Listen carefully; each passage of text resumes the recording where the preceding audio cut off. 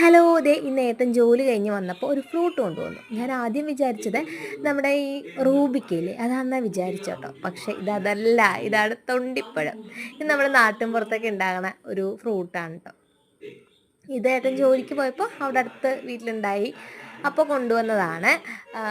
ഇതാദ്യം നമ്മൾ ടേസ്റ്റ് ചെയ്യാൻ കൊടുത്ത കുടുവിനാണ്. കുടുവിന് ഞങ്ങൾ അത്രയ്ക്ക് ഇഷ്ടപ്പെട്ടില്ല ഇതിൻ്റെ ടേസ്റ്റ്. അത് അവൻ എങ്ങനെയാണ് തിന്നണ്ടേന്ന് അറിയത്തില്ല.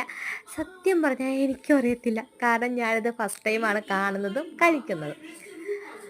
അയ്യോ! എന്താ പറയുക, ഇതിൻ്റെ ടേസ്റ്റ് എനിക്ക് അത്രയ്ക്ക് ഇഷ്ടപ്പെട്ടില്ല. കാരണം ഒരു ചവർപ്പും പുളിപ്പും. ഏട്ടൻ്റെ അടിപൊളിയാന്നൊക്കെ പറയണ്ട, എനിക്ക് ഇഷ്ടപ്പെട്ടില്ല കേട്ടോ. അപ്പോൾ ദേ നമ്മുടെ വീട്ടിൽ കൊറിയർ വന്നു എന്നും പറഞ്ഞ് നമ്മുടെ ഋഷിയും ഋതുവും കൂടി വന്നിട്ടുണ്ട് കേട്ടോ. അപ്പോൾ എന്താ കൊറിയർ എന്ന് ചോദിച്ചപ്പോൾ പറഞ്ഞു ചിക്കൻ ബിരിയാണിയാണെന്ന് പറഞ്ഞു.